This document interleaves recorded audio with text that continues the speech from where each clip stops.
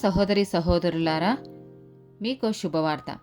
2025 సంవత్సరంలో మొత్తం 365 అంశాలను మీతో పంచుకోబోతున్నాము. జనవరి 1వ తేదీ నుండి ప్రతిరోజు ఒక అంశము మరియు దానికి సంబంధించిన వాక్యమును పంచుకుంటాము. దయచేసి ఆ వాక్యములను వినండి, ధ్యానించండి మరియు ఆశీర్వదించబడండి. దయచేసి సబ్స్క్రైబ్ చేయండి మరియు మీ స్నేహితులతో పంచుకోండి. ధన్యవాదాలు.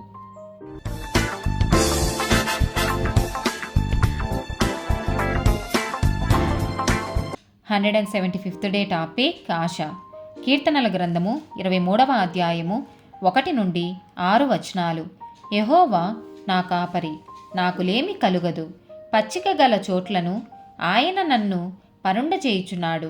శాంతికరమైన జలముల యొద్ద నన్ను నడిపించుచున్నాడు. నా ప్రాణమునకు ఆయన సేద తీర్చుచున్నాడు. తన నామమును బట్టి నీతి మార్గములలో నన్ను నడిపించుచున్నాడు. గాఢాంధకారపు లోయలో నేను సంచరించినను ఏ అపాయమునకు భయపడను. నీవు నాకు తోడైయుందువు. నీ దుడ్డుకర్రయు నీ దండమును నన్ను ఆదరించును. నా శత్రువుల ఎదుట నీవు నాకు భోజనము సిద్ధపరచుదువు. నూనెతో నా తల అంటియున్నావు. నా గిన్నె నిండి పొర్లుచున్నది. నేను బ్రతుకు దినములన్నీయు కృపాక్షేమములే నా వెంట వచ్చును. చిరకాలము యెహోవా మందిరములో నేను నివాసము చేసెదను. కీర్తనల గ్రంథము 42వ అధ్యాయము 11వ వచనము. నా ప్రాణమా, నీవేల కృంగియున్నావు? నాలో నీవేల తొందరపడుచున్నావు? దేవుని యందు నిరీక్షణయుంచుము. ఆయనే నా రక్షణకర్త, నా దేవుడు. ఇంకను నేనాయనను స్తుతించెదను. రోమీయులకు రాసిన పత్రిక 5వ అధ్యాయము 3 నుండి 5 వచనాలు. అంతేకాదు, శ్రమ ఓర్పును, ఓర్పు పరీక్షను, పరీక్ష నిరీక్షణను కలగచేయునని ఎరిగి శ్రమల యందును అతిశయపడుదము. ఎందుకనగా ఈ నిరీక్షణ మనలను సిగ్గుపరచదు. మనకు అనుగ్రహింపబడిన పరిశుద్ధాత్మ ద్వారా దేవుని ప్రేమ మన హృదయములలో కుమ్మరింపబడి ఉన్నది. రోమీయులకు రాసిన పత్రిక 8వ అధ్యాయము 18 నుండి 28 వచనాలు, 31 నుండి 33 వచనాలు. మన ఎడల ప్రత్యక్షము కాబోవు మహిమ ఎదుట ఇప్పటి కాలపు శ్రమలు ఎన్నతగినవి కావని ఎంచుచున్నాను. దేవుని కుమారుల ప్రత్యక్షత కొరకు సృష్టి మిగుల ఆశతో తేరి చూచుచు కనిపెట్టుచున్నది.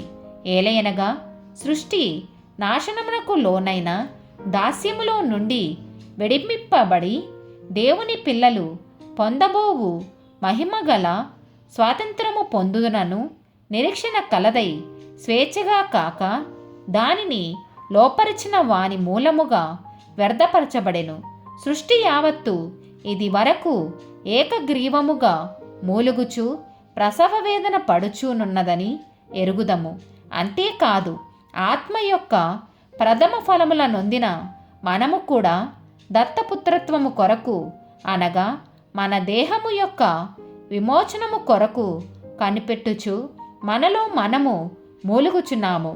ఏలయనగా మనము నిరీక్షణ కలిగిన వారమై రక్షింపబడితిమి. నిరీక్షింపబడునది కనబడునప్పుడు నిరీక్షణతో పని ఉండదు. తాను చూచుచున్న దాని కొరకు ఎవడు నిరీక్షించును?